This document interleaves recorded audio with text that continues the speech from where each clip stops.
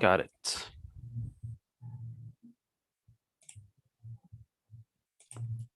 I think we are now live. All right, Yeah. amazing. Go ahead. Okay.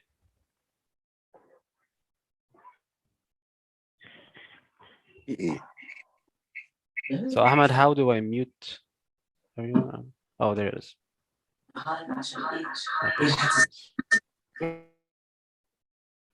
All right. Hi, everyone, and welcome to Cairo Toastmasters. My name is Ashraf Yusuf. I'm currently serving as the president of this club. I've been in Cairo Toastmasters for, I believe, about 5 years now. And I have learned a lot from this community. And this is why I'm so passionate about being a part of this incredibly enthusiastic and positive community of people. So what is Toastmasters? Toastmasters is a multinational organization located in 149 countries all around the world. We are part of this organization. There's Cairo Toastmasters, and there are thousands of clubs located all around the world. There are over 16,000 clubs located, and they have over 300,000 members. So before we start, we have some ground rules for today's meeting.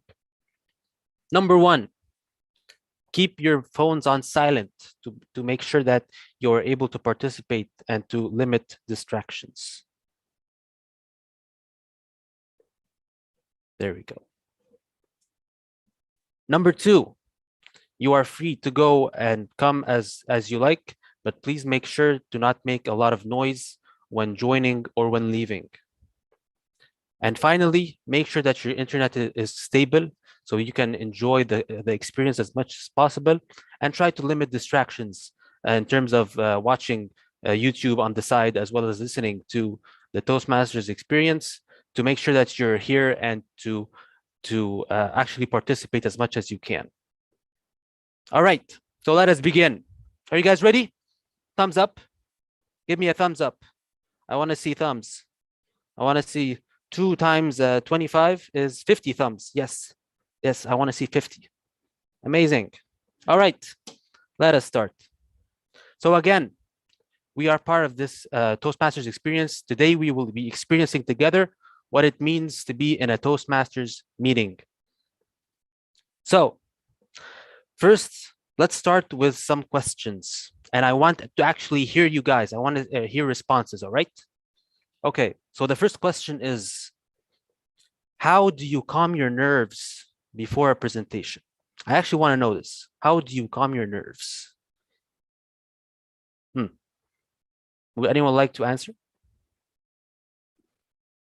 I listen to music. I was about to say the exact same thing. We have so much in common, you and I. It's My dangerous. soul sister. Absolutely. Okay. I think it really helps, though. Music really helps. Yeah. What else? What else other than music? Walking helps. Walking helps. I agree. Yeah.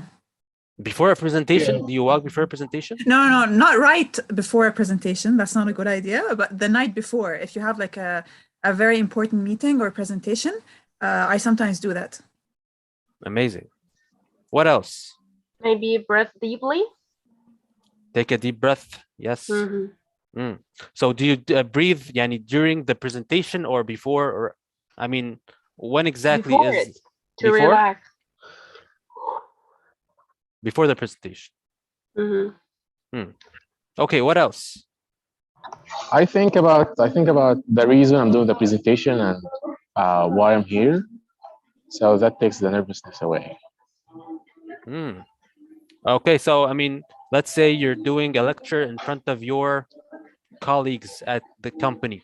Okay, so does that help you? I mean, how so? Yes, I'd focus on the information I'm about to tell them and what the output we're supposed to get out of the meeting. All right.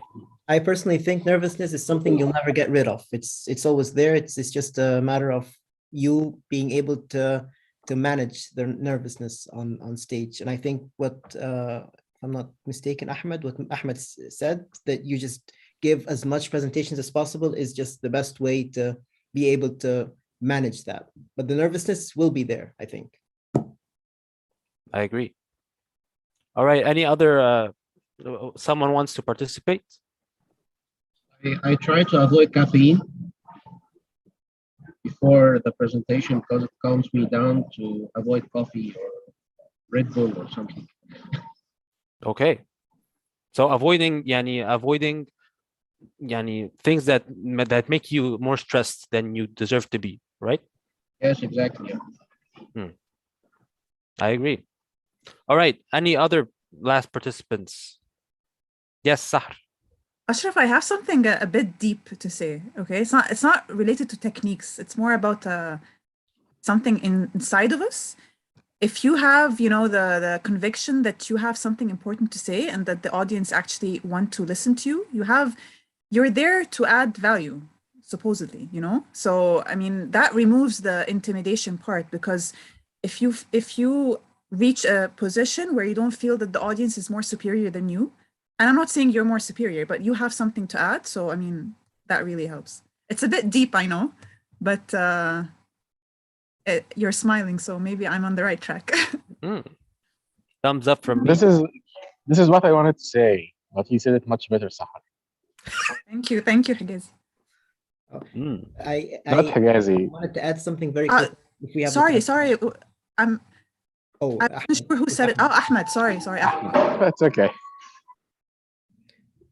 Yes, Higazi, tell me.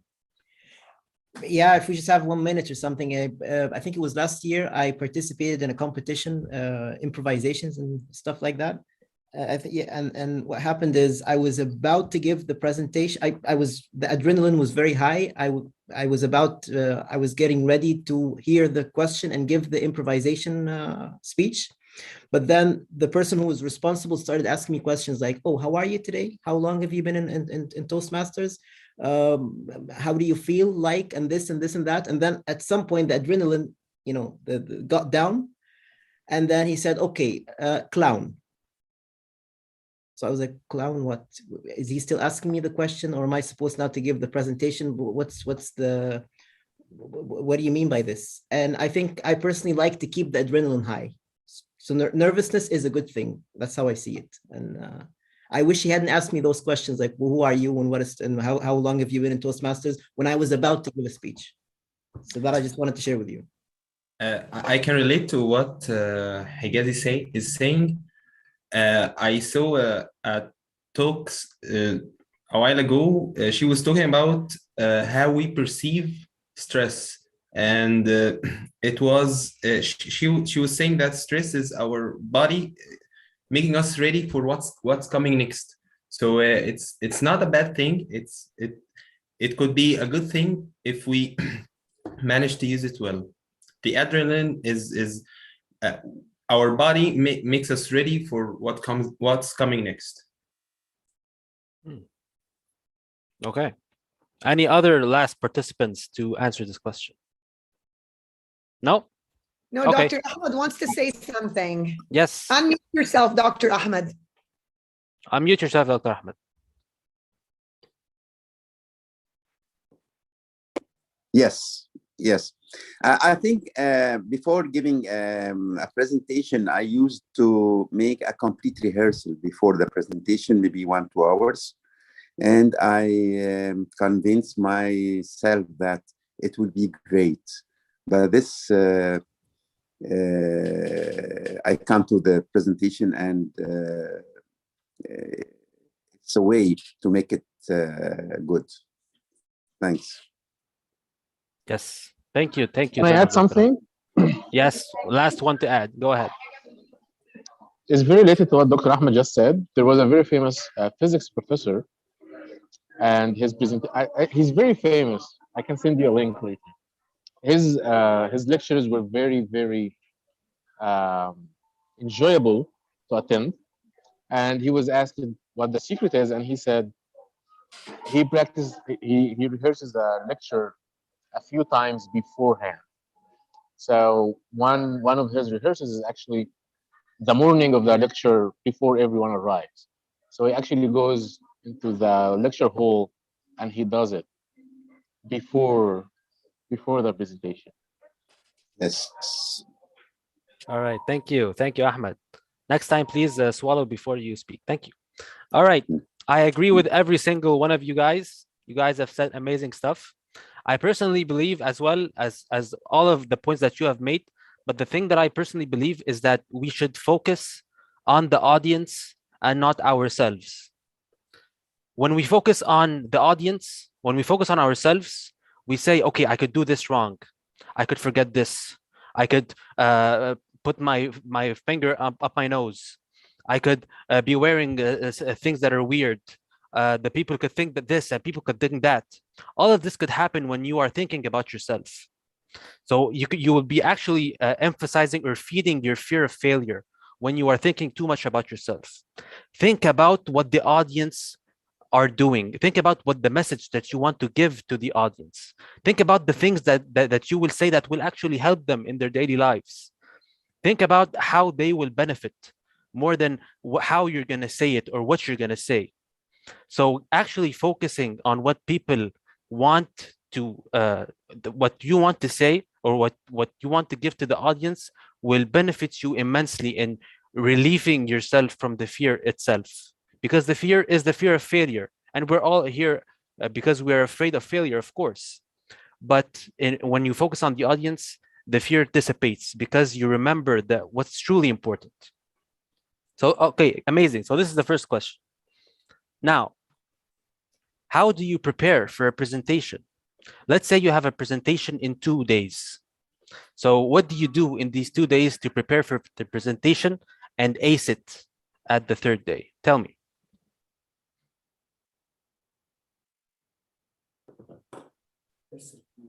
Practice. Practice how many times? Oh, as much as you can. As much as you can. So do you practice? Yes. So one more question. Do you practice the very last day or do you practice from the minute that you know that you have a presentation? No, from the minute I start gathering my ideas, brainstorming, creating the presentation, rehearse multiple times, speak it out, time it because I'm terrible with time. So those are the steps that I'll be taking. Okay, what else? Maybe I can try it with my family or my friends, or even record myself to see myself again, to check my mistakes and my timing again, like Noran said. Okay. All right, what Yes. else? I can record the speech and listen to it to assure that the message arrived to the audience. All right. Okay. So Anud, you said depends on the type of presentation. So what do you mean? So a presentation is 5 or 7 minutes or whatever. So what do you mean by that? Do you have a microphone to tell us? Yes, I do. So hello, everyone, my fellow Toastmasters, and I am a visiting Toastmaster from a different continent. Thank you very much for having me tonight. You see, I think formal presentations differ from informal presentations, and speaking from a table topic perspective, I would say I never prepare for situations such as those. And I was in situations in my life where I just had to come up with a presentation on the spot. And that's why I was just trying to debate how some nervousness is good for you, because it helps you to fuel, to just bring out whatever you have in your mind. While other presentations, the more formal type, as if you are teaching in a university or a school, requires some preparation. So I would say it depends on your presentation, its objective, its goal, the audience, and other things to draw out a plan for how do you prepare for it, or if you decided not to prepare at all. Interesting. Okay. So guys, I just shared the today's agenda. So if you want to look at it. Okay, what are other answers to this question? How do you prepare for a presentation? Yes, I start from the first beginning. Yeah, please go ahead. I don't know who's talking. Yes, Dr. Ahmed, go ahead. Yeah, Dr. Ahmed, please be my guest. Yes, I start I start from the beginning. Immediately after I know that I have to present something, I start looking for the subject, starting looking for the issues from where I can get it, for the knowledge, and started to form the presentation. Then, as I said, make rehearsal maybe one day before, and to come up with the presentation to a standard, to the standard I want. Then I think this is what I am doing in preparing for a presentation. Okay, so Thanks. Dr. Ahmed, how many times do you rehearse? In sometimes I do it maybe twice or 3, 4 times. But when I was in a convention that more than 600 people watching, I do it maybe 3, 4, 5 times. Believe me. Okay, 3, 4, 5 times. All right, good. All right, any other answers? Yes. Yes, my way of preparation to the speech is theoretically, of course, is to do this, to start writing about this topic that I'm going to speak about. I used to do before. I used to try to remember all the essay or the paragraph that I write, but I find the stress makes my mind blank, goes blank. So after writing the essay, I try to take bullet points that I can remember, and then I will understand. I'll remember what I can talk about the bullet points. And rehearsal in front of a mirror also helps. So Hazem, do you actually write down the entire speech and then you transform it into bullet points? Is that what you do? Yes. Wow. That takes a lot of commitment. Hopefully, thank you. Hopefully, or not every time, to be honest, but hopefully, theoretically, that's what I'm doing. I hope to do that before every speech I give. Yeah. I do it every time, Ashraf. You write it down? Yes, I can't think of something while I'm performing or something, so I need to gather my information, my ideas, my everything in a paper. Actually, I find more ideas while I'm writing and more expressions and something like that. To be honest, so I write everything down. I practice a lot, record myself, watch it again, send it to someone. Exactly, and getting feedback. Thank you, Dina. Always. But Ashraf, I think speech differs completely from the presentation. Speech is another issue. If you are going to give a speech, it differs from when you are going to give a presentation, because presentation you have video, you have a data show, and you are talking to maybe more than 500 people. It differs. Okay. But Dr. Ahmed, let's say you're going to give a presentation in front of 500 people as well. So, I mean, the audience, does it differ? In the speech, you have to use your eye contacts, you have to use your body language, you have to use some points. But in the presentation, you are looking to the screen all the time. This is something different, because speeches needs a special care for the people with the eye contact and body language and everything. Yeah. Actually, I just want to add one point, Yadina. I actually took a course called PCT, which is called the Professional Certified Trainer at the AUC. And my mentor or my teacher, we used to do presentations in front of the teacher all the time. So we had presentations and we had speeches. So when I would look at the screen and I would start reading from the screen, my teacher would stand up and then clap and then sit down. every time that I just looked at the screen to read something, he would do that. He told me, Ashraf, you should memorize every single thing that you want to say before the presentation. The presentation is there to help the people see what you want to say. It is not there to help you in specific to say what you want to say. So he would actually always do that. So yeah, Dina, go ahead. Okay, so yeah, But great. I'm sorry, go ahead, Dr. Ahmed. Did you want to say something else? a presentation of 2 hours or yes, I want just to clarify that the presentation it differs. Sometimes you have a presentation of 50 minutes, and other time you have a presentation of maybe 90 minutes. It differs. You cannot recall all the contents of the presentation. You have to look to the screen with a pointer and then start to explain. Yes. Okay, so I just wanted to clarify something important. So yes, of course, when you do present, you have technology, you have your slides, but these slides are supposed to support you. They're not supposed to take your place, correct?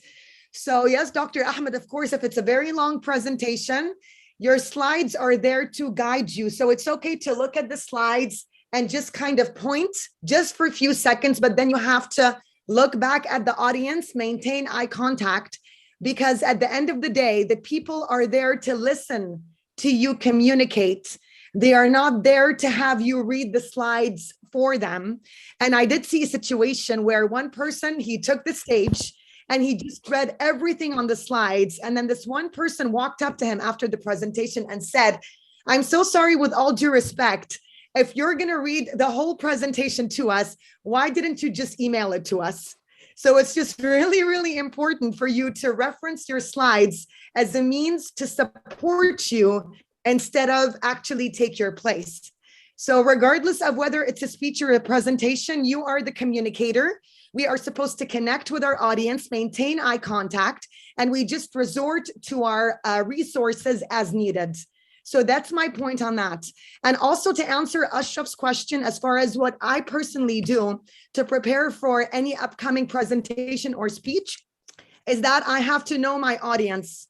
Knowing your audience is so important because depending on who you are communicating with, you structure your speech accordingly. So for instance, if you're communicating with children, your content will be more simplified. If you're communicating with older folks, you have to be able to speak their language. So I think ultimately the most effective way to tailor make your content in a way that would best suit your audience and enable you to further connect with them is to actually know them in order to better connect with them and better serve them. So that's what I typically do first. I know my audience and then everything else falls into place. There's a very interesting podcast I heard, and it was about Martin Luther King. He gave a speech, I Have a Dream, that was in part improvised, but it was not 100% improvised. And what the podcast said is when you're improvising, you're using different brain cells than when you're giving a prepared speech. Now, why I say it wasn't 100% improvised is because during his speech, there was some lady who shouted out, tell them about your dream. And when she said that, he started telling the dream. So apparently, if she said that to him, that means that he had given or he had shared that story many times in the past, which is why I say it's not 100% improvised. He had shared a similar story in the past. And on the basis of this, he started telling the story one more time, even though it was not written, it was not prepared. And because of that, I believe it was very emotional because he was not thinking of the papers, what he wrote, he was thinking of the situation or of the story to be able to come up with the words. So I personally think what Ahmed Ala said, for example, is he writes the speech, but then he writes bullet points. And I think the best way is to use those bullet points and explain them in your own words. Because if you're thinking about the paper, the audience will feel it. I can remember giving 2 presentations on one day. One was, they were both presentations of my own and both stories that I have experienced. The first one I gave was prepared and written down on a piece of paper. The second one was just not really improvised. It was a story I told people in the past many times. The feedback I got from the people was the second presentation you gave, the one that was kind of improvised, was so emotional because you were, I don't know why, they did not say why, but I thought about it and I thought maybe because I was thinking about the story to come up with the words. If you were, as opposed to the first one I gave on that day, which was just written down, and I was thinking about the paper, was thinking about the piece of paper that had all the speech written down. So I think if you can just write bullet points and just explain them in your own words, you would be able to give a good presentation. I totally agree, Ahkez. Yani, I think that if people memorize their speech, they will be all up in their minds. They will be like, what did I say? Okay, so what am I supposed to say now? What am I supposed to say later? It's going to be a total hassle, and they will not be able to fluently, in a straight line, say the entire speech in one go. So they'll be too up in their heads, you know? All right, thank you all so much for this segment. I know you guys enjoy it. I know I enjoy it personally. And I hope you enjoyed some of the tips that were shared together from everyone here. All right, now let's jump to the agenda for today's meeting. Let me share my screen real quick.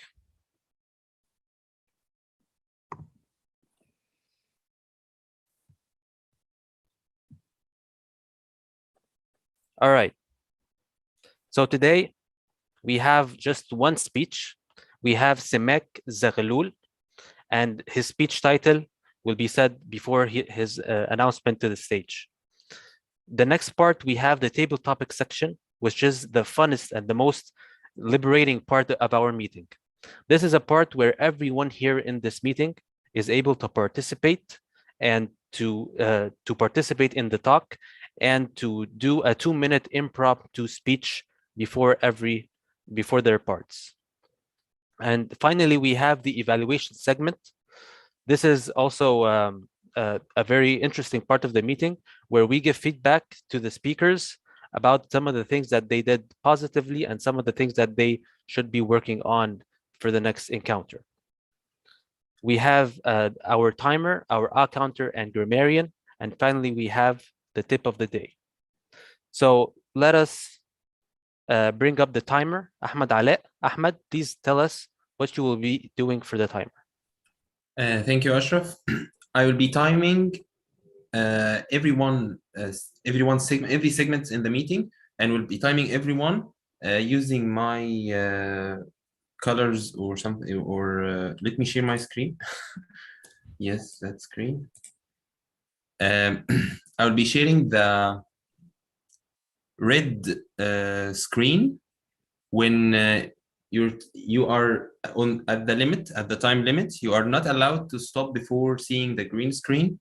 The yellow screen will be at half of the limit that you have, and the red screen is the limit, and you should be able to, and you should finish your speech, and you only have 30 seconds to wrap up.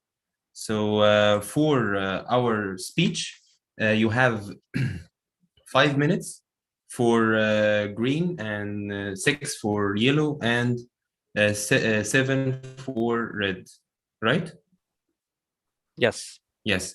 And for the table topic, we have 1 minute for green, 1.5 minutes for yellow, and 2 minutes for red, and you have only 30 seconds after red to wrap up.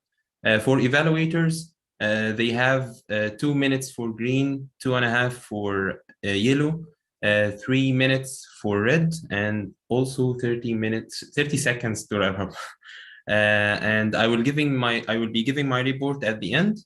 Thank you, Ashraf, and back to you. Thank you, Ahmed. And also, just one point, we have Semek Zaghlul's speech today is from 18 to 22 minutes.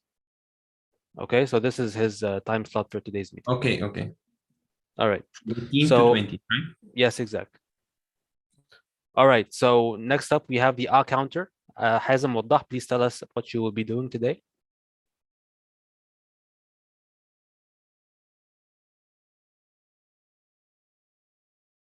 Hazem, we can't hear you. Right. Sorry for that. Filler word. For those who have never heard of this term, I tell them you have already used them. Filler words are like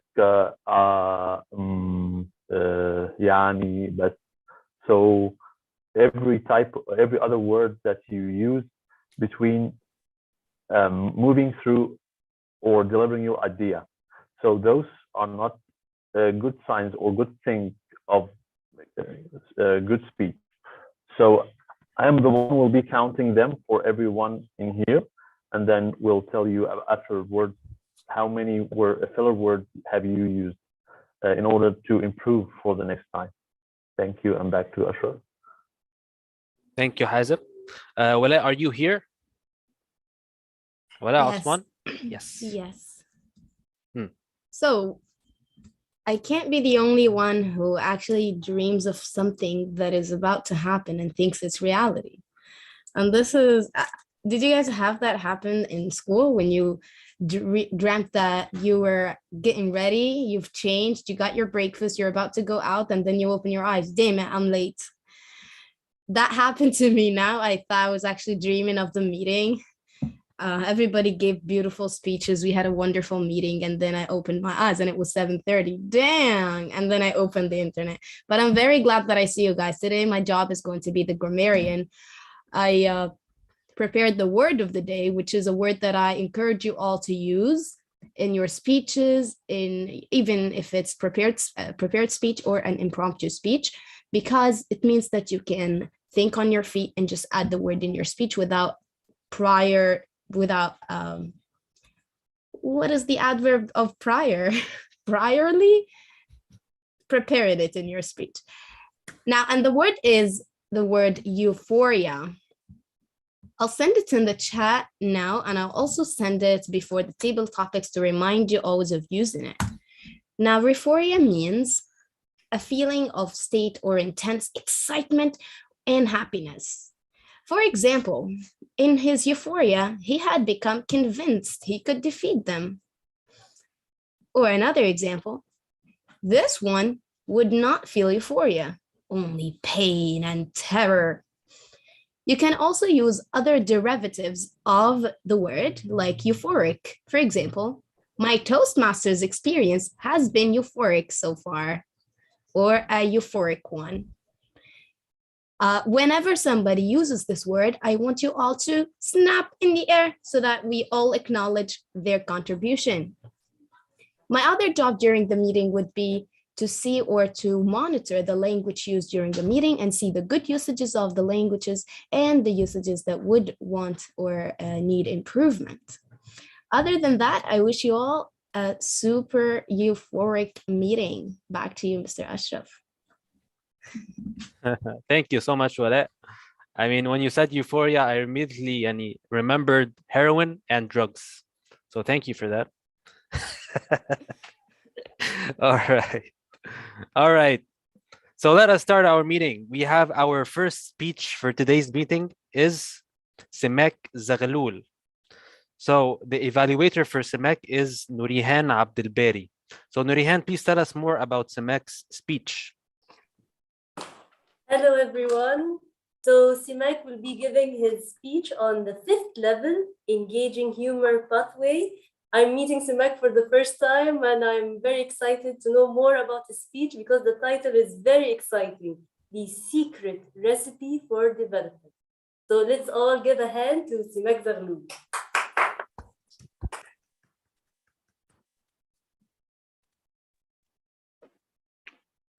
Yeah. 30% of world population are illiterate or poor or jobless or homeless. 1,100 million people are illiterate. Another 700 million are poor, living on extreme poverty or living only on less than $1.9 a day. Another 500 million people are jobless, and another 100 54 million people are homeless or living on refugee camps. Based on the above statistics, we see that the world regime suffers from many problems. So how we solve those problems? How can we solve those problems? The secret recipe is education, education, education. By improving our education system and knowing our weaknesses, that will help to avoid our weaknesses in our education system, then develop our country and make the world a better place. So, in your point of view, what are our education system problems? So I need you to answer. Anyone have any idea? I want to listen to you. Open your mic. Okay, I'd like to say something. Yeah. Hi, Semek, how are you? Good to see you. How are you, Dina? I Nice am to meet you. great. I am great. I can hear your baby. Congratulations. Okay, so I think it's a very, very important topic. I think one of our major shortcomings as far as education is concerned is that we are trained to memorize and not think for ourselves. And that's a problem, right? They want you to know what they want you to know so they can continue telling their story, right? But we have to be trained to think for ourselves, and we have to be trained to be comfortable, counter arguing what we've always learned in order to make a change. Because if they convince you that that's the way it's always been and that's the way it's always going to be, you will never have the power to make a change. So I think what we need to do is less memorization, so we don't just end up regurgitating what was done the past, hundreds of years. We need to be trained to debate, to confidently and constructively question the system. We need to be trained to, shamelessly even counter argue or question our superiors, because that's a problem too. They always tell us that we shouldn't question our superiors just because they're older, but it's okay to question them if you do it respectfully and if you do it in a constructive manner. So I think one of the biggest drawbacks in our system is that they want us to memorize what they want us to know, and they do not want us to question, because they don't want us to bring new ideas to the table that are in fact able to make a huge difference moving forward. So that's what I think is going on. Yeah, very good. Thank you, Dina. It is a very important point. Anyone else wants to share? Gil, unmute yourself. Yeah, go Galal. Thank you. I just joined, but it's okay. If we teach students today what we learned yesterday, we rob them of tomorrow. The world, I've been saying this over long before COVID, the future is not the way it used to be. This was said by Yogi Berra, the champion baseballer in America, and we have Yogiisms. If you go on Google, they don't make sense, but when you think about it, things have changed incredibly through the digital world. There are going to be jobs, people are going to be out of jobs, doctors, accountants, lawyers. So we have to be way ahead of our time for us to survive. That's my two piastres worth for you, sir. Thank you very much, Mr. Galal. So, in my point of view, I can summarize our education problems in 3 main points. First one is, like Dina said, depending on memorizing rather than understanding. You can see in our schools, we taught English subject many years, from primary school to preparatory school till secondary school and then in university. But in fact, we talk a massive number of vocabs, a very all the rules, all the grammar's rule. But at the end, we couldn't speak. And this is the core skill of any language. We couldn't speak because we talk everything for memorizing only, for the exam. But for the contacting with others, acquiring the skill, we didn't take the subject for this. And this is the problem. I remember a funny story happened when the English subject first goes obligatory on the Azhar schools. Please mute yourself, Mr. Galal, or everyone should mute himself. In Al-Azhar schools, in the first time, English subject was became obligatory in Al-Azhar schools. They had or they have to memorize many numbers of vocabs. So the Azhar students make a funny poetry, put the English vocabs into an Arabic poetry, too easy to memorize. And they said, القط كات والفأر رات والنهر يدعى عندهم ريفر والطبق دش والسمك فيش وأبدا عندهم نيفر والحمار دونكي والقرد مانكي وسي بحر أو بمعنى ينظر السرير هد والرأس السرير بد والرأس هد والكفي بن لونه براون الحرير سلك واللبن ملك وإذا جلست فإنك sit down.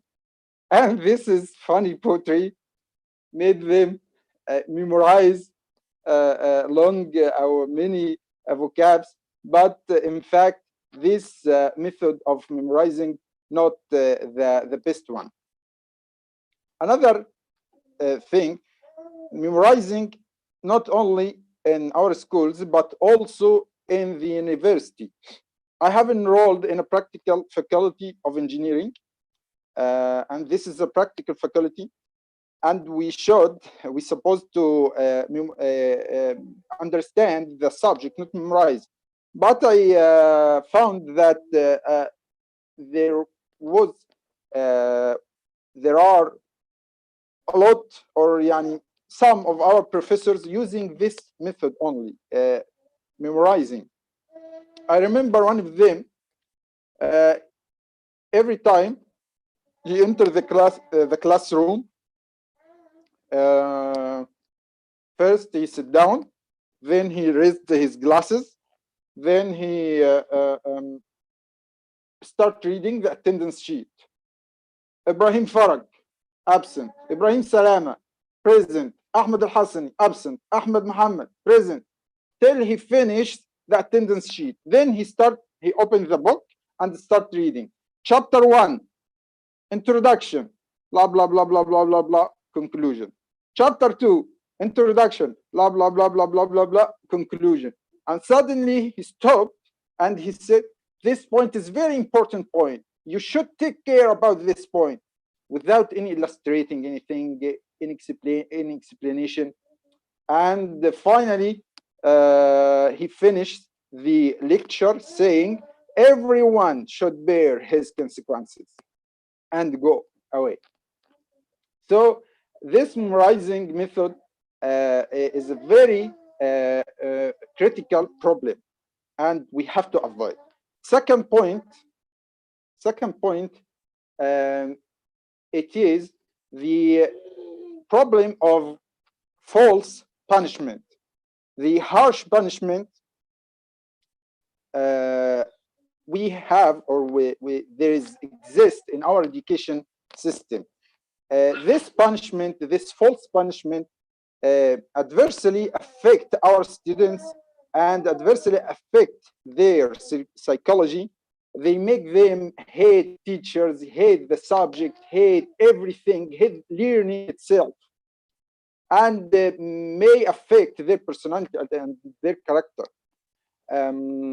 Those children or those students, we supposed those children or those students to be the next generation and the generation of development of our country. And how come?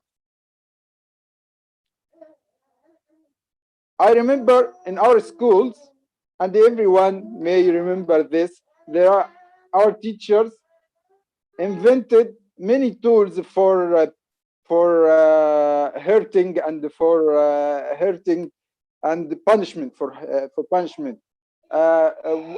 One of them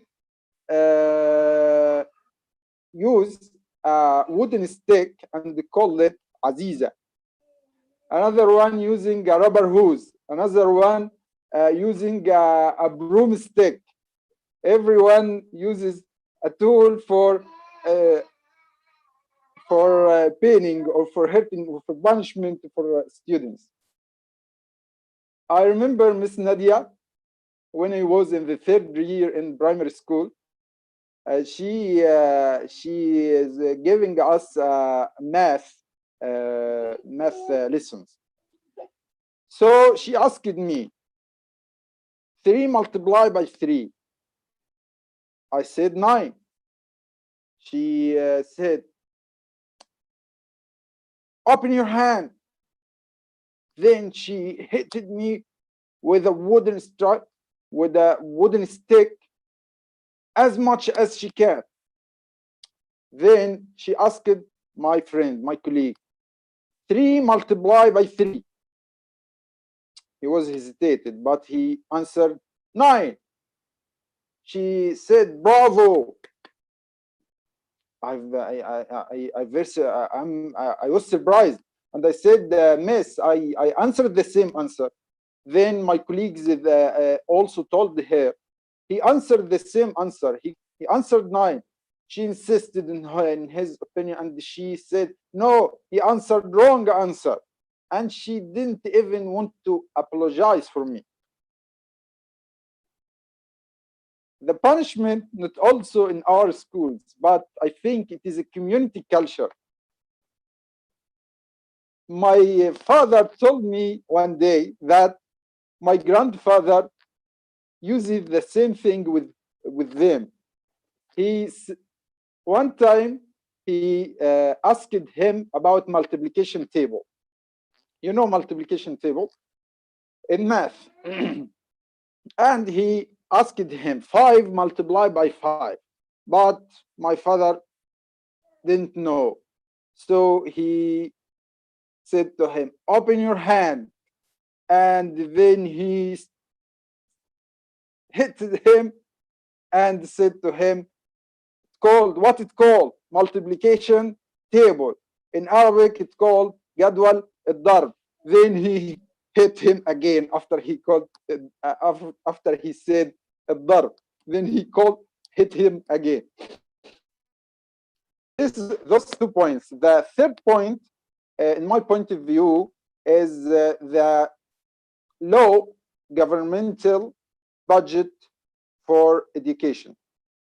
I think it is very low, and it affects the numbers of schools, especially in the urban areas, and also affects the facilities in schools. There aren't enough labs or computers in our schools, or even desks. Moreover, the salaries of the teaching staff is very low comparing to other countries. And in fact, the salaries of teaching staff should be one of the highest salary in the country, because they learning our generation, they teaching them, they giving them the knowledge beside ethics. And this is very important point, and we have to encourage them to do that. Those three main points about education problems. Now, I'm gonna shed the light on one of the most successful country in the 20th century. It is Singapore. And this country developed by education, by developing education, by focusing on education. In 1965, Singapore has just get out from occupation. The country suffering from a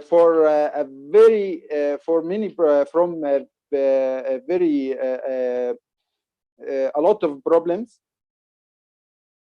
Occupation was more than 14% of people, and more than 50% of people were illiterate. The people are suffering from many numbers, or many diseases are widespread, between people in the country. Besides, and moreover, all that, the country doesn't have any natural resource. There isn't gold, there isn't oil and gas, there isn't anything. So the president of Singapore, Lee Kuan Yew, said, there isn't solution except developing our only natural resource in Singapore, which is human. Then they started developing their education system. In 70s, Singapore spent more than 40% of their budget on education. In 1995, Singapore education system became one of the most successful education systems in the world. In 1999, Singapore became the third richest country in the world. And this because of what? Because focusing on education, focusing on human capital, human development.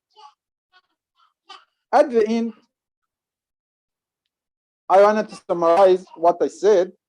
We talked about the world problems and how can we solve those problems, and the secret recipe, how can we use education in development, and we talked about one of the most successful country in the world using education. They used education and developed their country. Finally, just to say a funny situation happened to me when I was in France. I was walking into street and someone stopped me and they said, give me a euro, give me a euro. And he noticed that I was I'm Arabian. See, he told me, euro في سبيل الله يا أخي, euro في سبيل الله. Then I put my hand in my pockets and I to find any coins for him. Then I find 20 cents. I gave them to him, but he looked at them and said, do you laugh at me? Do you laugh at me? I want to go to the restaurant. But I left him and go away.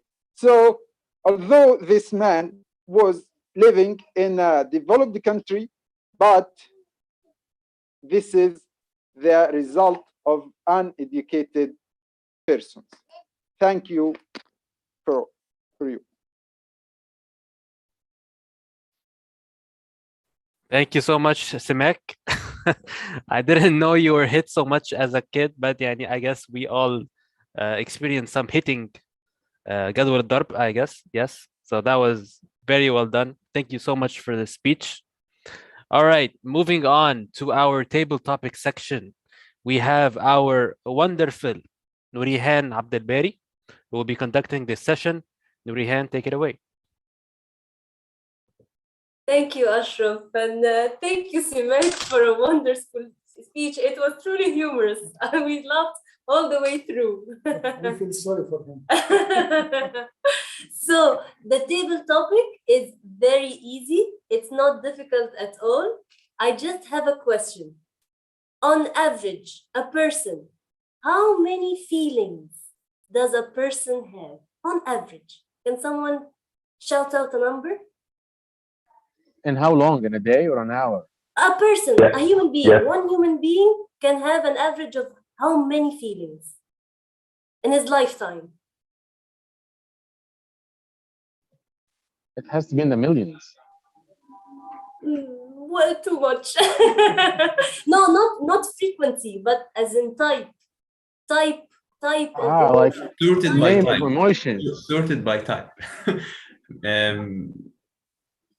10, 20.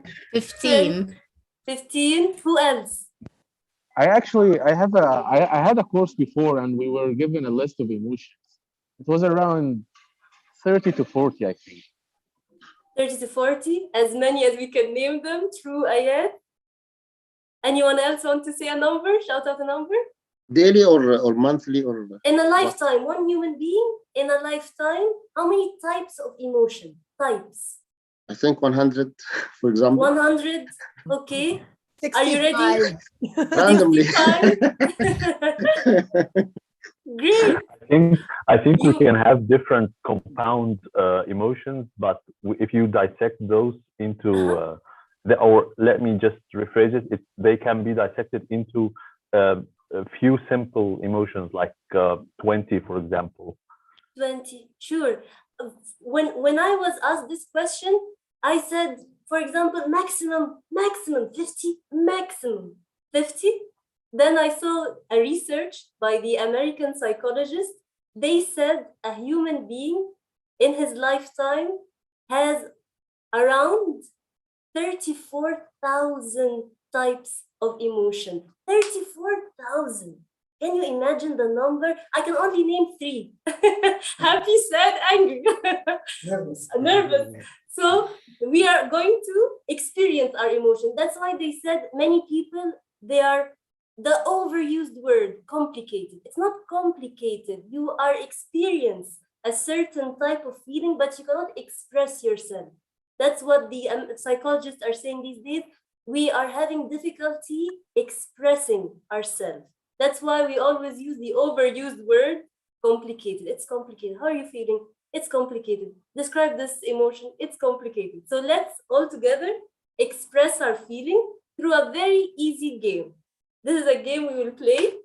And if you look closely, it has numbers and color. And with the help of my wonderful father, we will call out a volunteer and my father will move the wheel, and then the pin will have a number and a color. Each color has a different type of emotion. All you have to do is speak about it. Speak about the emotion, speak about a time you experienced this emotion, what this emotion represents to you. You are completely free with your speech, as long as you're talking about the emotion or as it's connected to the emotion. Okay? Easy? Easy. Great. No, not easy. okay, I but was saying not easy. easy. Not Not easy, but easy. okay. Okay. Would you like to start first? Hazem, would you like to go? I wasn't going to start first, but Go Hazem. Go let's Hazem. go. I feel shall we- like I'm part of a psychological experiment. Yeah. I had difficulty expressing my feeling. Yeah, Okay. sure, we all do. Let's Yeah. let's go, Baba. Yalla. Okay. 2. Number 2. That Two. verbal. The feeling is Scared. scared. Your feeling is scared. Go Oh, ahead. scared. Yes, definitely. I feel scared many times, but it's not easy to express fear, or especially fear. It's one of the hardest emotions for me, at least, to express. But I feel it might be translated into another feeling, like anger, for example. So sometimes we feel angry. I find myself angry. I don't know why, because nobody has done something that makes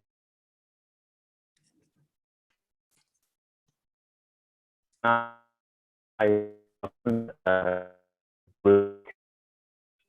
find that it's not that I feel, that I really feel deep inside. It's just I might be want to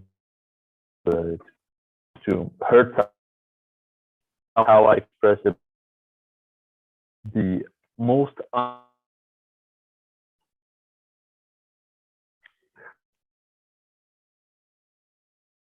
Unfortunately, Hazem, your voice is breaking. Can anyone hear Hazem? No. I think he's It's disconnected. difficult to hear him. Fear. Was he scared? Who else would like to go? I'd like to go. Ahmed? Okay, great. Baba. Okay, four. Four, yes? Red. Mad. Express a time or a feeling when you are mad. Okay, can you time me, Ashraf? Okay.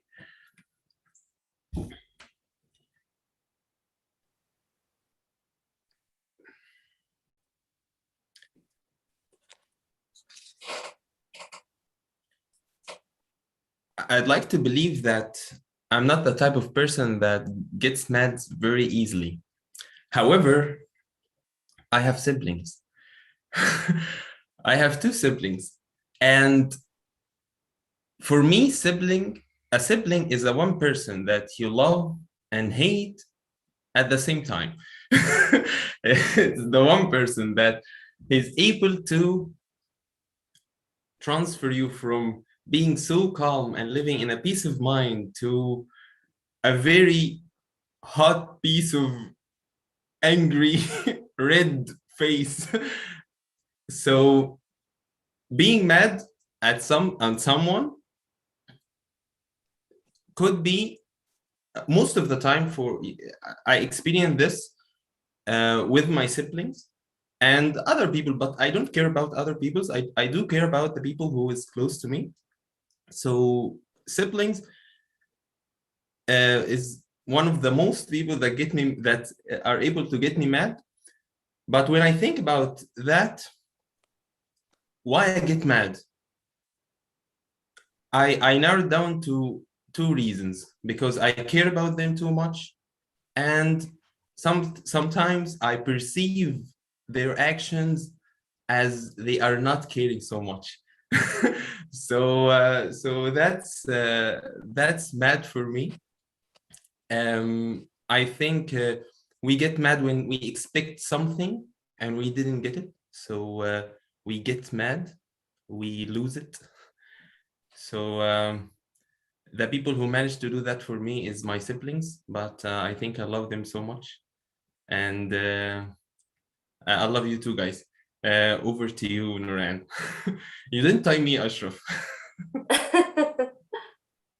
Great, Ahmed. I know what you mean, because I always tell to my mother, Mama, why are you angry? Her answer, because I love you. That's why I'm angry. I love you. Yes. So I know what you feel. Who else? Who would like to volunteer? Oh, Hikazi. Okay. Baba. 9. Dark green. Embarrassed. Embarrassed. Embarrassed, Higazi. That's your feeling. Fellow Toastmasters, dear guests, let me share a story with you. An embarrassing story. It was about 10 years ago, and I had a very stressful exam. I could not sleep for 2 days. Well, as everything in life comes to an end, the exam came to an end. Didn't solve very well, but yeah, okay, it came to an end. I drove my car, and as I was driving, I would every now and then just close my eyes for a few seconds. Close my eyes for a few seconds and just continue driving. At one point, I closed my eyes and I fell asleep. Yes, you heard that right. I slept while driving. There was a curve and I had to turn left. Yeah, but it was really an inconvenient time. I was sleeping, not the best time. So the car just kept going straight. And then suddenly it ran into a sidewalk. And I saw people, they were sitting at a cafe on the sidewalks and they were like, ah, run, run, it's gonna hit us. I woke up, I turned the car and I pressed the brakes. Fortunately, I did not hit anyone. As you can imagine, the rims of the cars were damaged. I was embarrassed, but I was also thankful.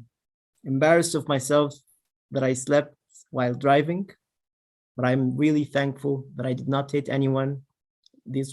Only the rims of the cars were, were damaged.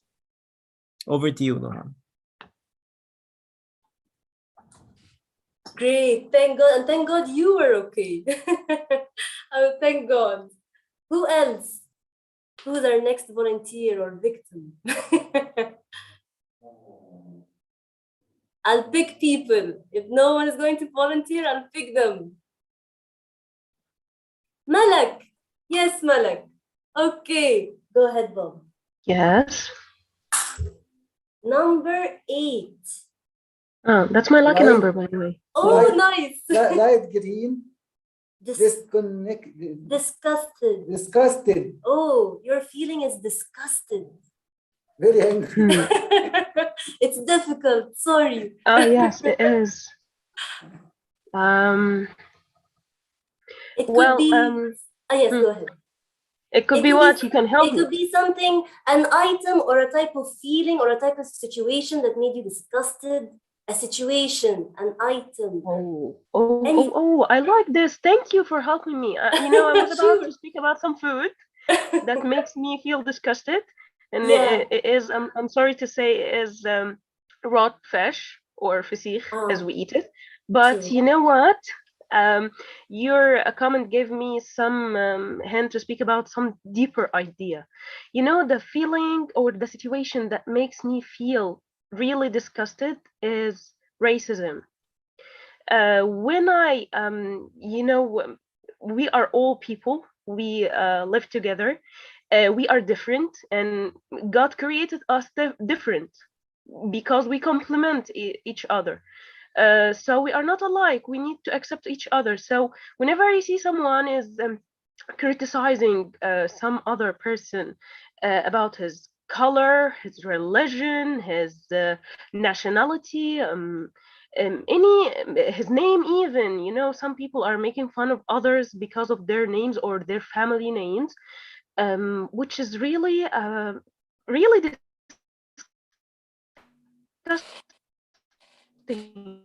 I mean, my skin color, my name, my family name, and my religion, or even if I choose my religion, it's up to me to choose it and to live freely with it.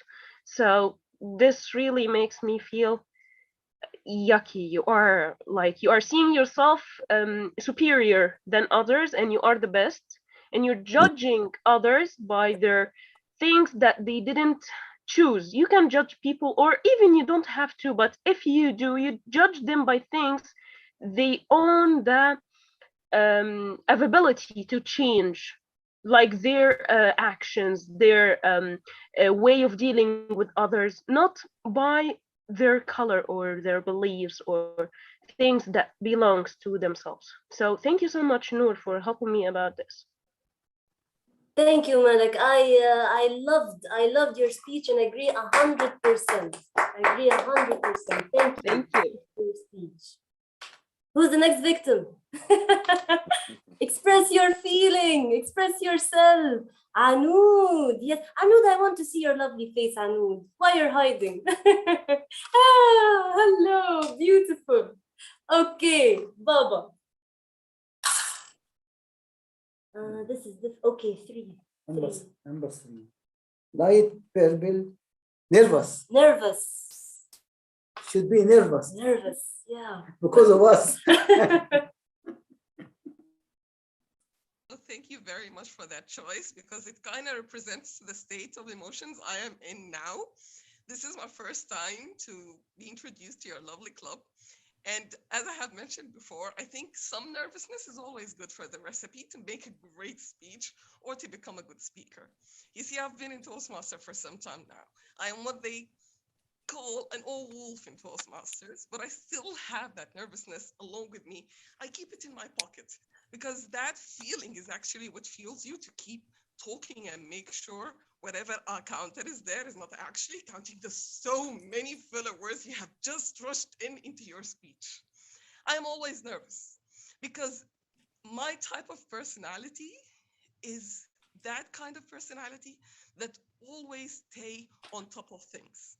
I am a perfectionist, and my kind of people will always aim to make sure that everything is on the spot, which is, of course, never happens.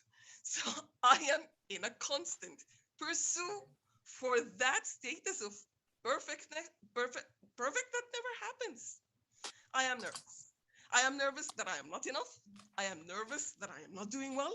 I am nervous that I'm not expected. But you see, at a certain point in time, nervousness pays off when you reach that state of euphoria, knowing that you have tried your best, knowing that all of the nerves that came rushed in was for a good deed. It was worth it. Being on fire was worth it. Back to you, my dear table topic master. Lovely, Anud, lovely. And it was lovely to see your wonderful face. And you used the word of the day. Well done, well done. Okay, who's next? Victims. Let me try. Oh, Dr. Ahmed, yes, I was waiting for you. But choose something easy I for try me. to help you. Bribe him. Baba will help me. Yes, Baba. Of course.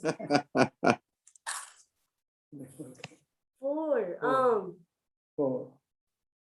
So we shall exchange this one. It's mad. Do you want me to change it or?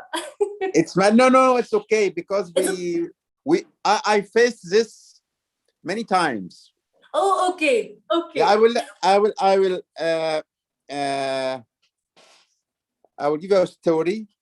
We were in a holiday outside Egypt, and we rented a car.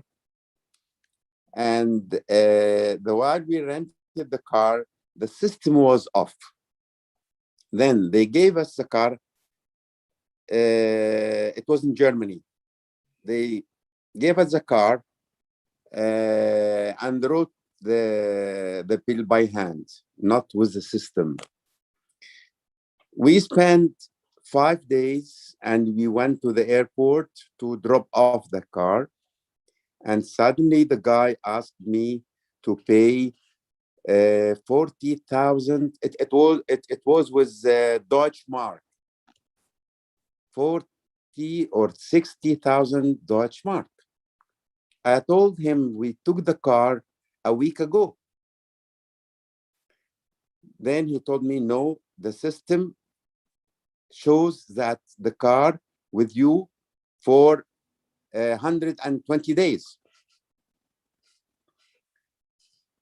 I got nervous, and then I asked him to bring me back the slip of the American Express. He gave it to me. I scratched it. And I told him I will never pay more than a week time. The flight is about to leave, and we are on Hertz rent a car discussing this problem. Finally, they calculated the week, 7 days, rent a car. I paid it, and they left. So I got.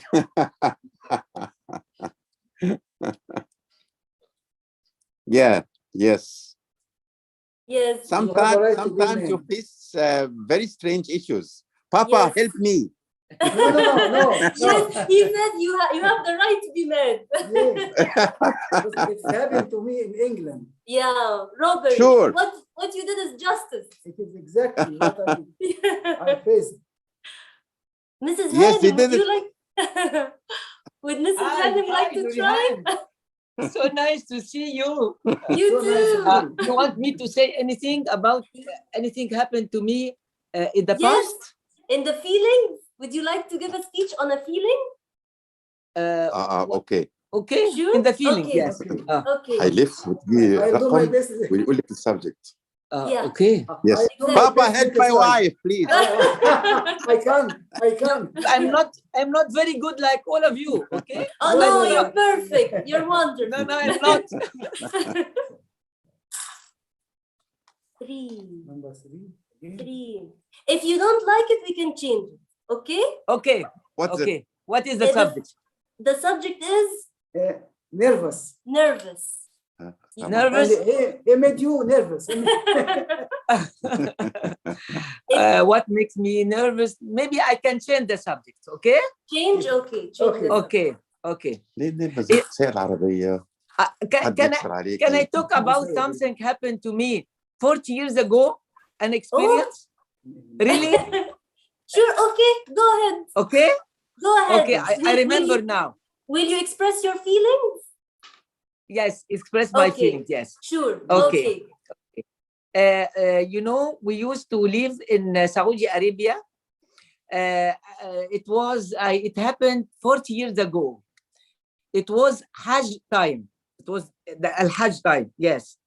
And my mother and father, and also Ahmed's mother and his father, and my sister came in Saudi Arabia for Hajj. And at that time, I had 3 kids. Rasha was 5, Amr was 3, Saif was 6 months, and also my sister left her son. He was 10 months. 4 kids, and I was alone.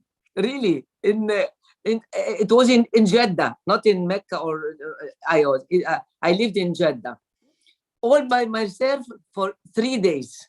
Okay, it happened once that when I was cleaning the house, can you see me? Yeah.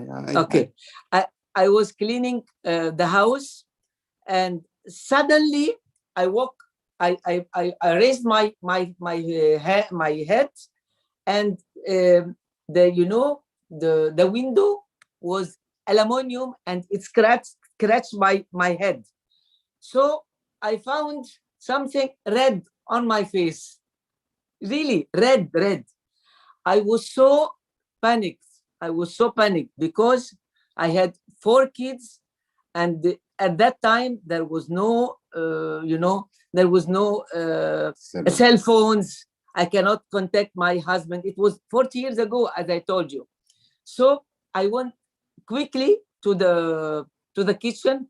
I got some dry coffee, as I told us, I put it on my head, and I prayed to God, please God help me, because I have 4 kids, and I'm very I very panic, and I don't know how to do. But thanks God, everything after that, I felt hazy at the beginning, but when I prayed to God and dua for God to help me, alhamdulillah, things went good, went well, and nothing happened. And the second day, my husband and all the Hajj people came, and they found everything is okay. I arranged a lunch for them. All their clothes were for ironing and clean. Everything was okay. Alhamdulillah. Blessing from Allah. Yes, God answered your Yes, for prayers. Allah. Yes, of course, Allah. Alhamdulillah. Alhamdulillah. Who else? All right, Nurihan, one more to go. One more? Okay? It's not Yes. till 8:45? 8:30, 8:40. 8:40. Okay. Who else? Last person. Last person. Last victim. Last victim. Yes.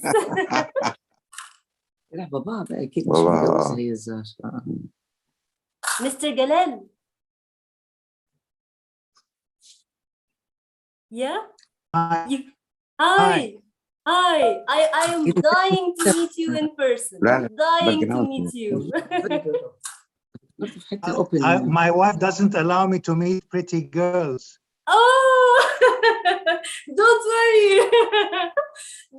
Because you already met one. Yes. No, hopefully the weather will become better and this virus will go away so we can meet in person again. I'm sure I'm not as pretty as your beautiful wife. Yeah. No, all of you, it's lovely to be part of this wonderful family. And look at Ashraf's smile. Look at Ahmed's smile. Yes. Oh, you guys don't need to go to a dentist. Oh. Okay, let's choose a feeling. It's 5. Dark orange. Surprise. Surprise. Your feeling is surprise. Hey. Surprise. Surprise. Yes. Yeah. That's good to be in a euphoric mood. I'm really surprised to be here because I didn't know you guys were meeting until Dina sent me a message and said, Galal, come and join. I didn't know that the word of the day was euphoria. I'm living a life of euphoria. I thank God every day when I wake up and I say, wow, I have a lovely family. I have lovely friends. I'm on top of the world. And Moses came down with 10 commandments. I made them 20. And everything I learned from my mother and from life. Number 3 is the one I use a lot here in Egypt. No excuses, because foreigners call us land of IBM. Inshallah, Bukra, Malish. Inshallah is fine, but Bukra and Malish, I refuse to understand or even to endure. So the way we drive, the way we throw garbage out of the cars, the way we behave in Egypt, I have a plan for what they call BCC, Behavior Change Communication. And everything starts at schools and within ourselves. We don't depend on the government. Each one starts by himself. And I was teaching marketing graduation program at the American University, and the students came out with a wonderful campaign called Aywa Get Ali. Because everybody says, hey, get Ali, is it me? Am I going to make a difference? Yes, you are going to make a difference. According to my mother, I'm only one, but I am one. I can't do everything, but I can do something. So thinking positive, acting positive, that's what I was being brought up by my mother. That's always kept me in this euphoric mood. 2 men looked from prison bars. One saw mud, the other stars. Back to you. Thank you very much. Wow. Wow, Galal. You used the word of the day 3 times and you turned the topic upside down, and the feeling, you made it the best feeling. Surprise. Thank you so much. Thank you. How did it feel expressing your feeling? How did it feel? Did it feel, relieved? Don't you feel relieved that you can express at least some, not all the 34,000, I'm sure, but at least some we can express. So encourage yourself to speak out, encourage yourself to express your feeling, don't hide it, because hiding it at the end can create a bomb blast. So express yourself. Back to you, Ashraf.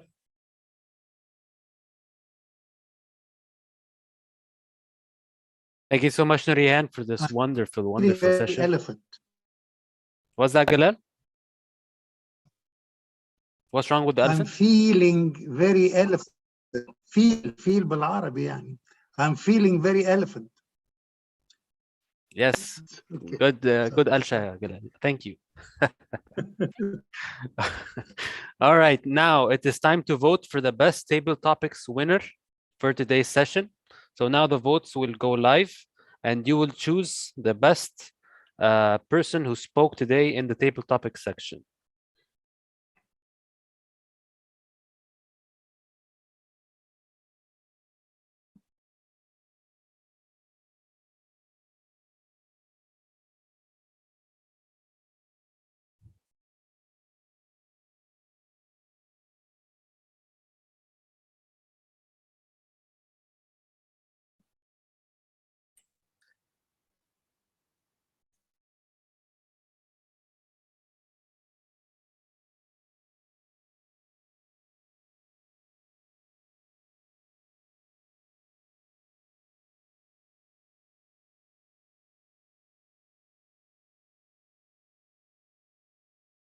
So 16 people participated, 17 people participated, 10 more to go. Let's go, people. You can do it.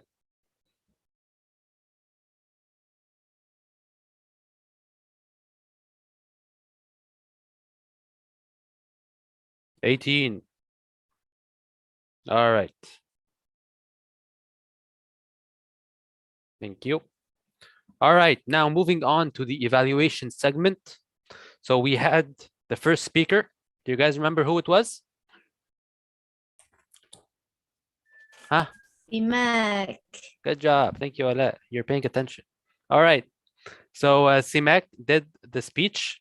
Now it's time to hear the evaluation of Nurihan Abdelbari. Nurihan, go ahead. Yes, I think you're all fed up of me. Okay, so let's not take too long. I'll start with the Semek speech. It was very humorous. You fulfilled your objective. It was very humorous, especially the part where you talked about the experiences of the teacher and about how you were memorized to learn English. Lebanon milkun, harirun silkun. I love that part. It was very funny.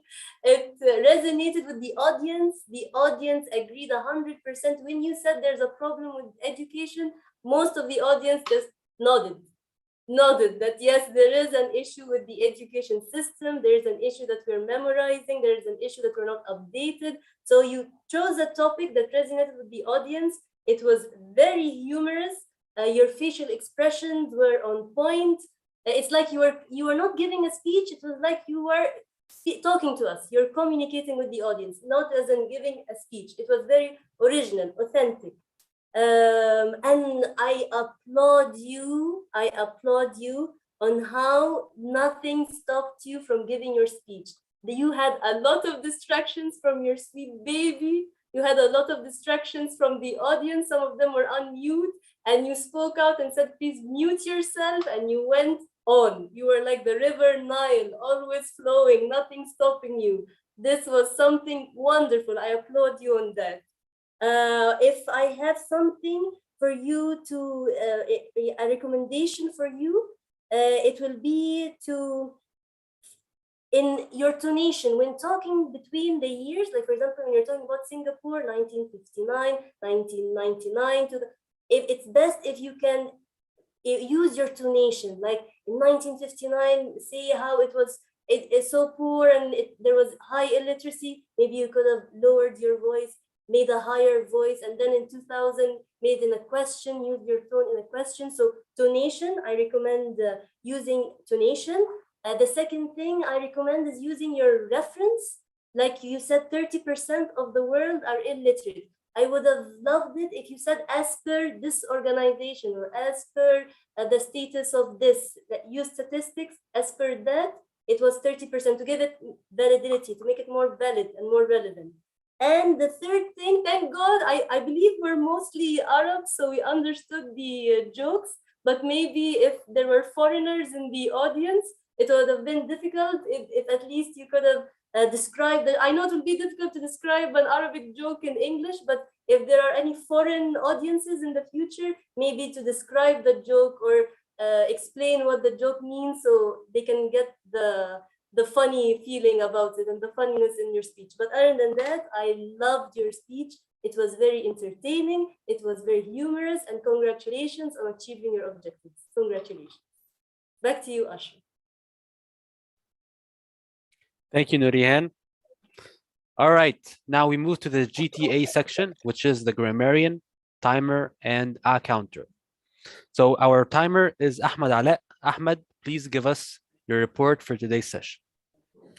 Okay, thank you, Ashraf.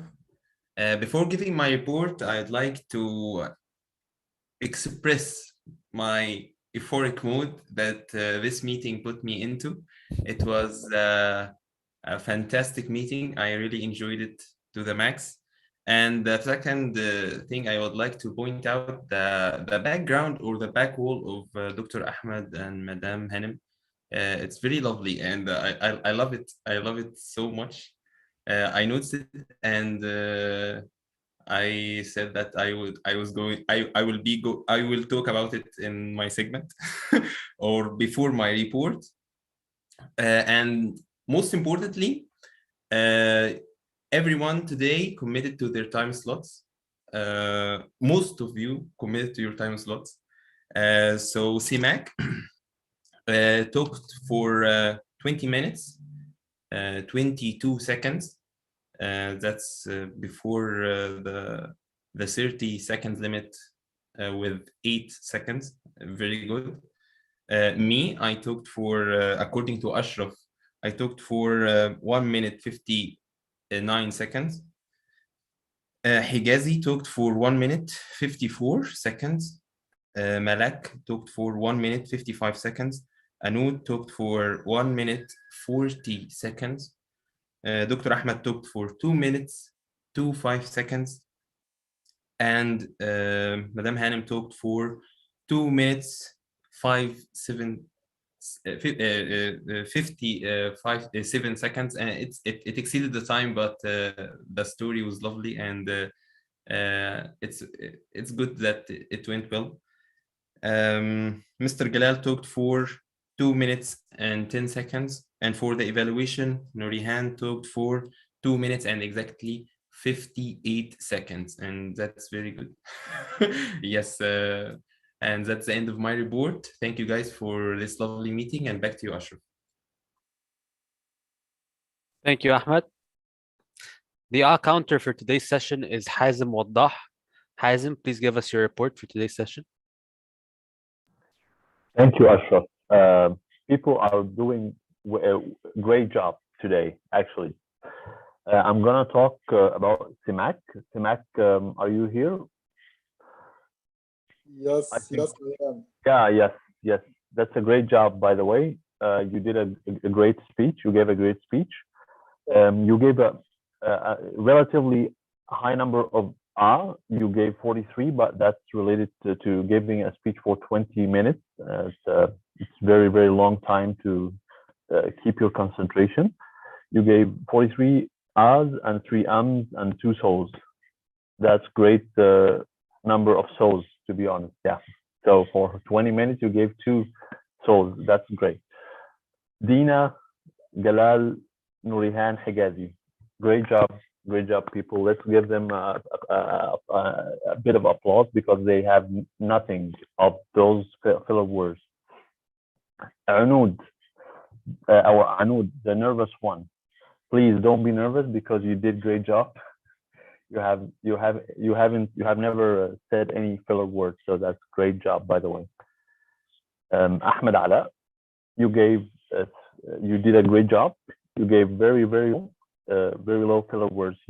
You used 3 so's and 2 A's and 1 Great job. Malak, Yes. you did a great job also. You have 2 only 2 and 5 Keep it up. Thanks. Dr. Ahmed Salim, you gave 7 R's. That's it. That's only. That's great job. And Madam Hanem, you gave 5 R's. That's what I mean by R's. So great job, all of you. Keep it up. Back to you, Ashraf.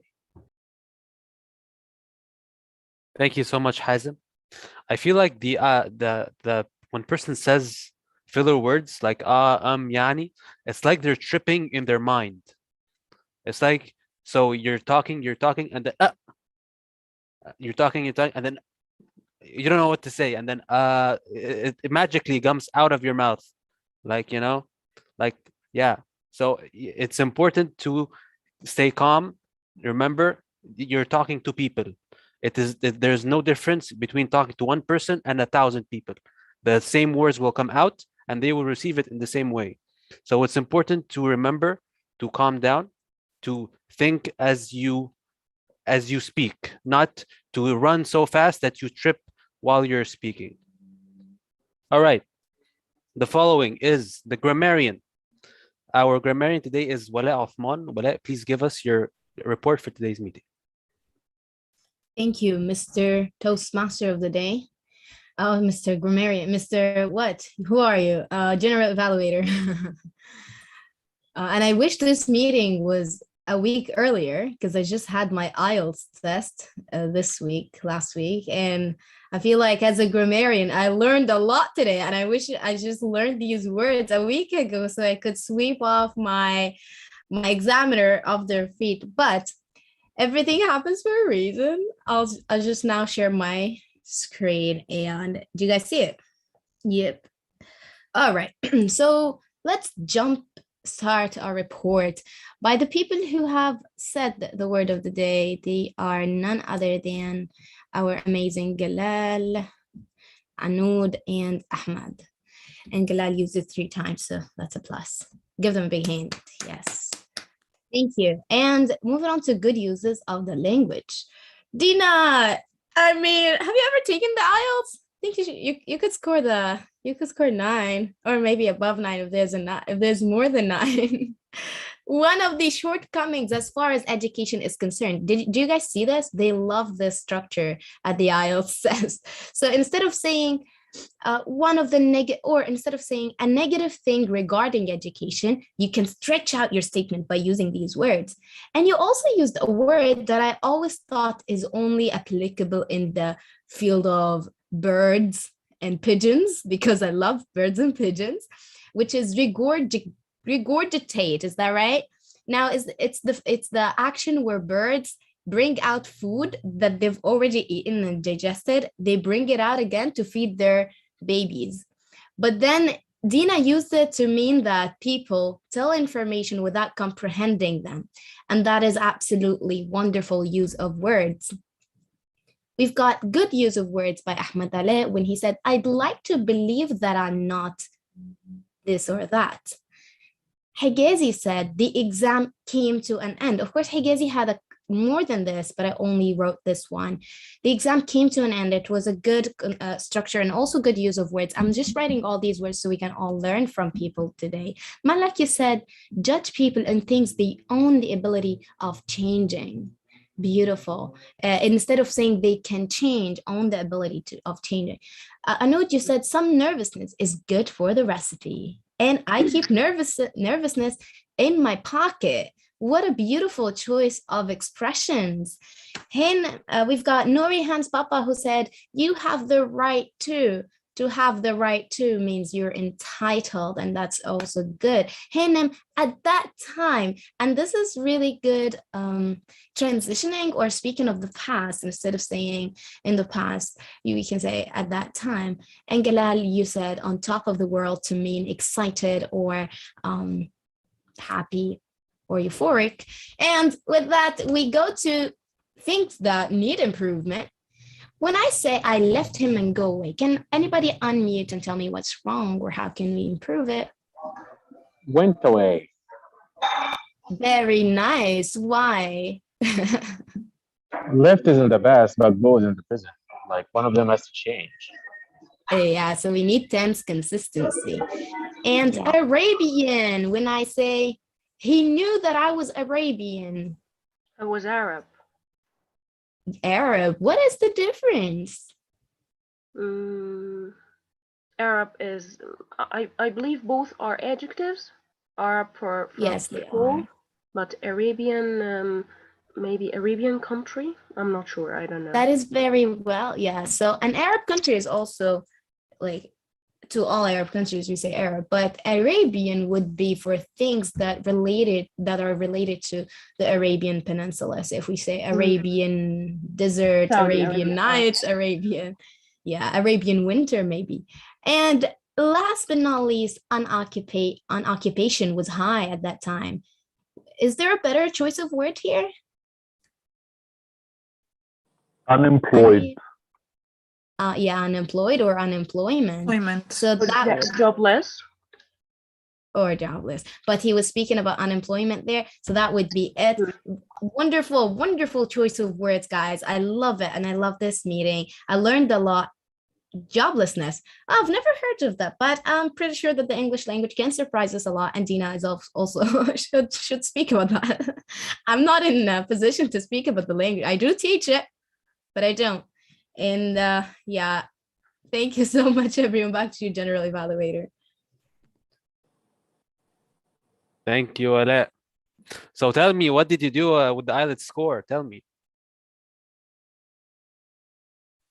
How can you just put me on the spot like that? Well, okay, I didn't study because I just booked it so quickly because I needed it. So I got an 8, but I wish I just got like, I wish I got like 8.5. That would have made me feel better, but 8 is good. 8 is good. Nice. Guys, if you ever go to IELTS, study writing. Don't focus on anything. Just study writing, guys. That is, oh man, writing is tricky. Definitely, I agree. Yes. Thank you, Ala. All right. And finally, we have a very special session today, which is the tip of the day. This is something that we do in order to give people value and to help make them develop in terms of whatever topics that they're trying to learn these days. So our tip of the day host is Dina Abu Saif, and she will be giving us a small session about something that she thinks that will be useful for us. Go ahead, Dina. Thank you so much, Ashraf. Okay, everyone.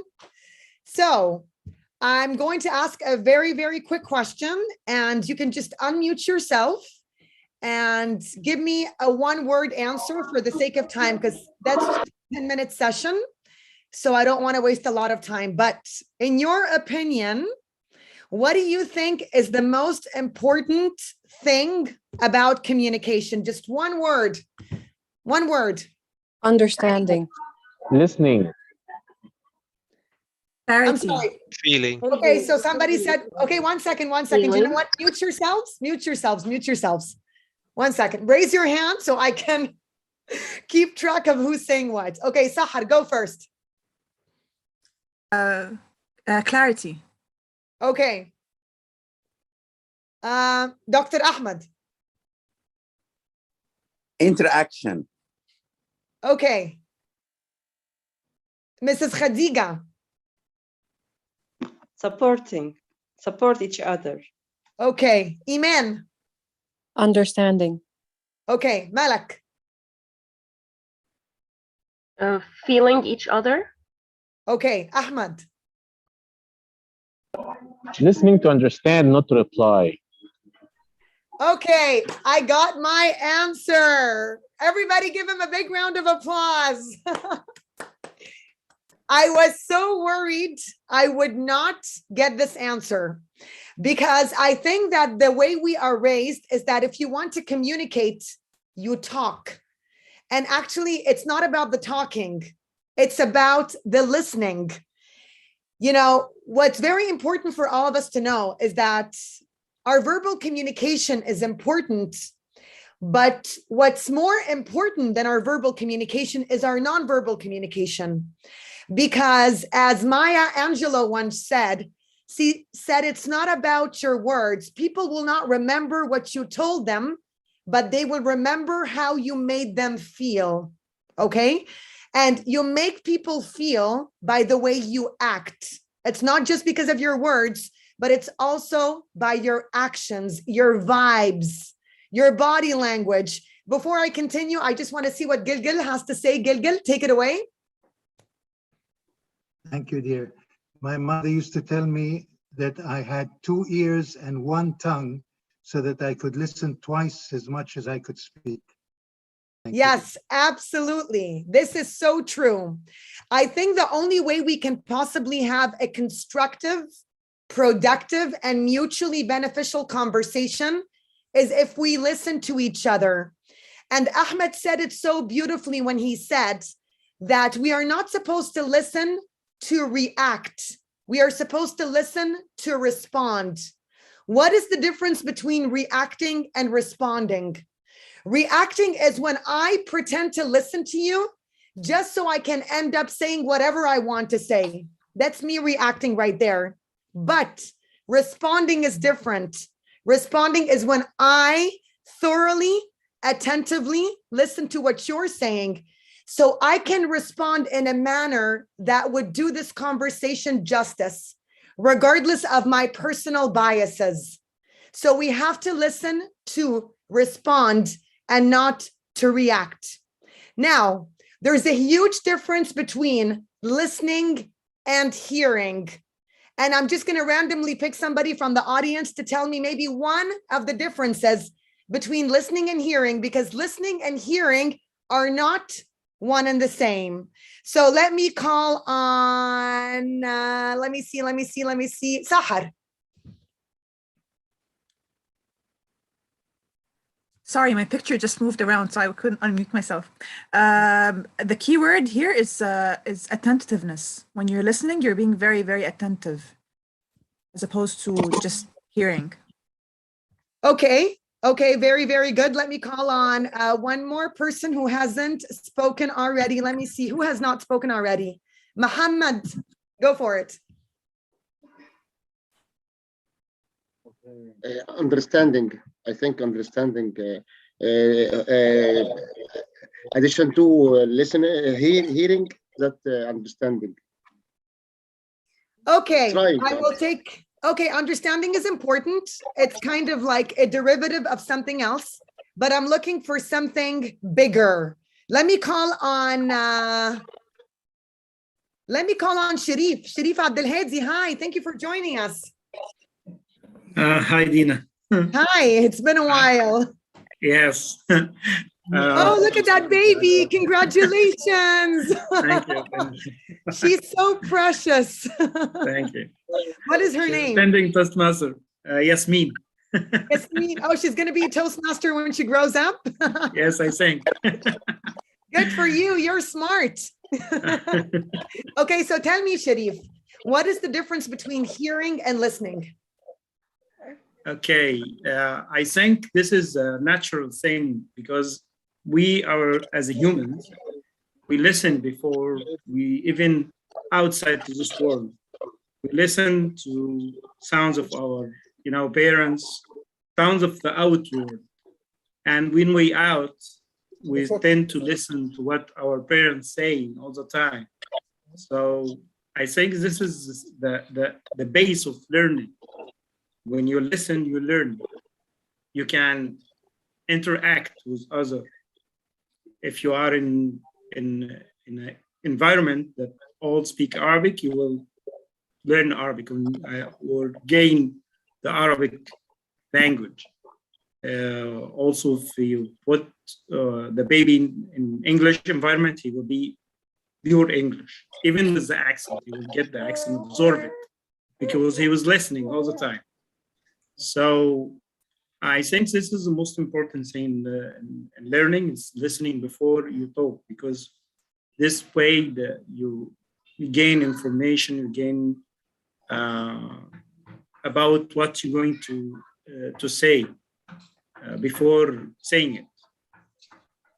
Okay, thank you so much, Sharif. Okay, so let me tell you something, you guys. The more we talk or the more we communicate, the less we learn. And there's this very interesting thing about our culture where we think that the more we say, the more clever we are.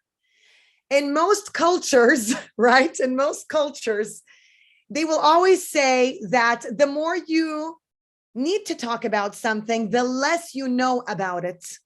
Because if you know something very well, you're going to be concise, you're going to be straight to the point, it's going to be short and sweet. But the more you talk and the more you talk, it just goes to show that you need to do your research in order to get the point across in a straightforward manner. So it's completely against everything that we were ever raised to know in our culture. So we have to be short and sweet. And by being short and sweet, we are giving ourselves the chance to become better, more attentive listeners. Now, to go back to my original question, which is what is the difference between hearing and listening? Let me tell you 3 major differences that I think are a deal breaker when it comes to categorizing each term in its own kind of bubble. Hearing is accidental. What does that mean? It means that we're all talking to each other and we can hear each other's voices, but we're not really being very attentive to what each and every person is saying. It's like you're on the bus and you hear a lot of people around you talking to each other. That doesn't necessarily mean that you're listening to each and every person's conversation. And even if you can listen briefly, you're not listening to respond. You're just randomly hearing because you are surrounded by so many people who are coincidentally communicating. So hearing is just when you're hearing music, when you're hearing people's random conversations without necessarily listening attentively. So hearing is accidental, but listening is doing it in a focused manner. When you listen to somebody, you focus in a manner that makes you want to understand. It makes you want to serve the conversation beyond what you had planned for yourself. As a matter of fact, I think listening is a very selfless act in communication, because when we listen to learn, and we listen to serve, and we listen to have, once again, a mutually beneficial conversation. So when you hear, it's just accidental. When you listen, you do it in a manner that is extremely attentive. That's one difference. A second difference is hearing is involuntary. When we walk down the street, you hear so many things around you, and it's involuntary because it's just happening. But when you listen to somebody, you do it voluntarily.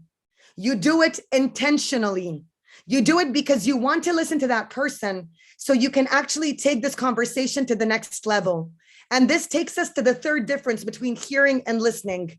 Hearing is unintentional, whereas listening is intentional. When you hear somebody unintentionally, it's just because, you're kind of in a situation where you have to hear all this talk. When you have to hear all this noise, there's a lot of distortion and you're hearing it. You don't have much of a choice. You're not intentional about it. But when we sit down and we have a conversation together, we do it voluntarily, we do it attentively, and we do it intentionally.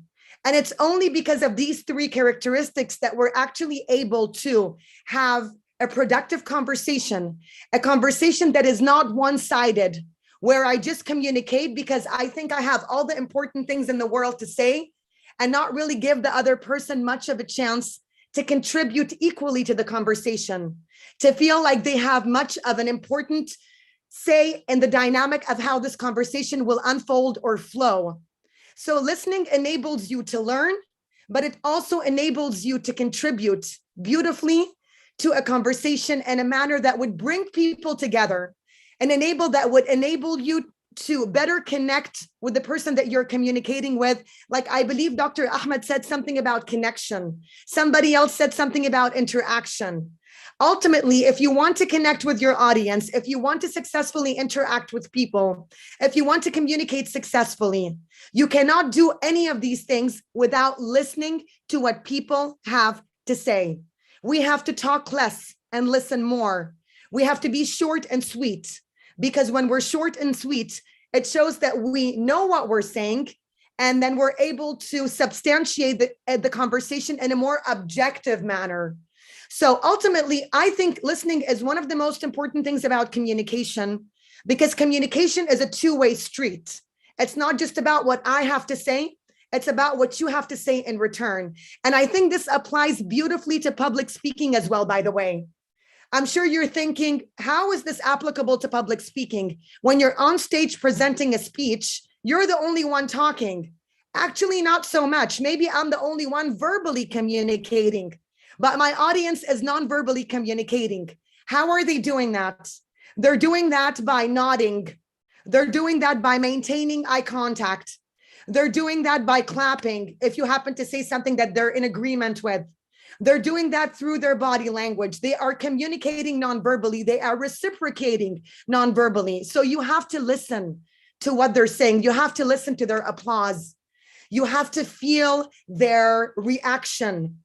You have to be on the lookout for what they're trying to tell you by listening to their indirect communication, by connecting with them in a manner that would enable you to become a better public speaker, even without them having to say a word. So be on the lookout as a public speaker as far as what your audience is trying to tell you, because sometimes you may take the stage and you may say, that's exactly what I'm going to say. This is what I have planned out for the day. And that's why when Ashraf was talking about how we prepare for our speeches, the first thing that I said was, know your audience. Why is it important to know your audience? It's important because if you do not know your audience, you will not be able to connect. The only way you can know your audience is to listen to their vibes, listen to their indirect nonverbal communication, listen to their applause, be on the lookout for their gestures, their hand gestures, their facial expressions, right? Even if they don't necessarily verbally converse with you. If you hear somebody saying something like, yes, or somebody say something like, boo, I hope this doesn't happen, but sometimes it does, right? Either way, it should give you enough of a reason to know whether you should continue, down that path that you initially started, or if it's time for you to pivot. Same applies to interpersonal communication. Sometimes you can plan to have a conversation in a certain manner, but then you decide that it's not going so well because I'm listening to what the other person is saying.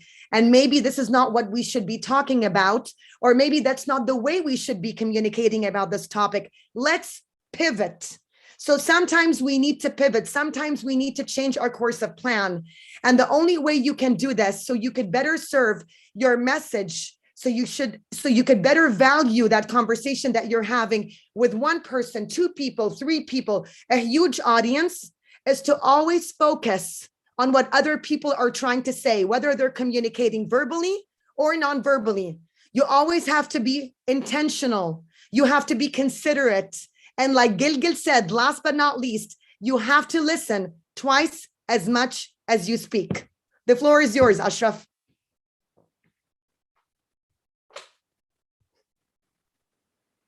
Wow, everyone is clapping super hard. Thank you, guys. I think Dr. Can I Ahmed add wanted to say something? Can I add something, please? Absolutely. Yeah. Stephen Covey, in his book, 7 Habits, what he said, seek to understand, to be understood. So this is a proof of what you have said. Thank you. Thank you. Thank you. This is my favorite book, actually, Dr. Ahmed. I took it from him.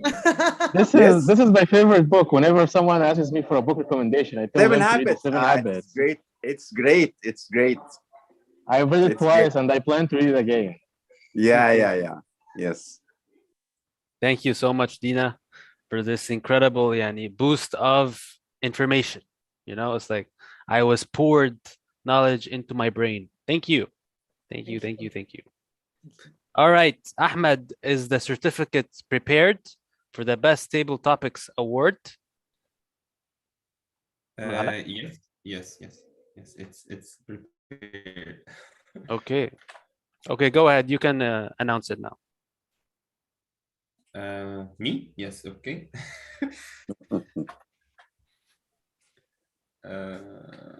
Just a second, yes. Share screen.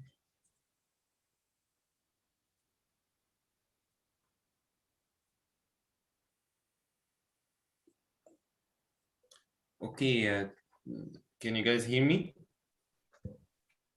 Yes.